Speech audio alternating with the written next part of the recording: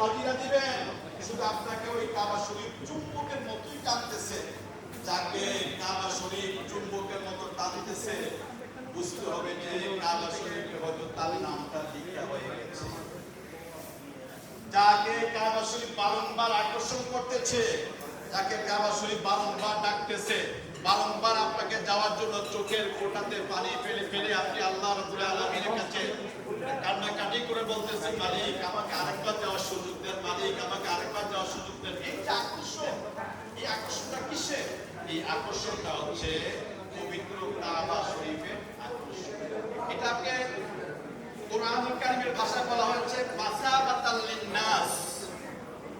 এটা বারংবার মানুষকে ওই ঘরে যাওয়ার জন্য আপনাকে আকর্ষণ করবে, আপনাকে বারংবার সেখানে যাওয়ার জন্য ডাকবে।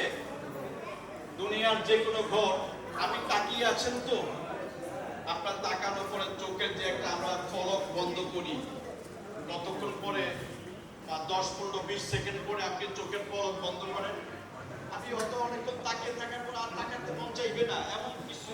কিন্তু স্পেশাল আল্লাহ রাব্বুল আলামিনের যে ঘর কাবা শরীফ, এটার দিকে আপনি এক চোখের পলকে তাকিয়েই থাকবেন। আপনি যে চোখের পলক বন্ধ করবে এটাও আপনি ভুলে যাবেন। কেন?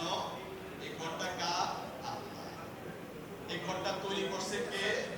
আল্লাহ রাব্বুল আলামিনের নির্দেশে ফেরেশতারা, পরবর্তী আদম আলাইহিস সালাম, পরবর্তী বিভিন্ন নবীদের মাধ্যমে সর্বশেষ হযরত ইব্রাহিম আলাইহিস সালাম এবং ওনার পুত্র ইসমাঈল আলাইহিস সালামের মাধ্যমে এই কাবা শরীফ নির্মাণ হয়েছে।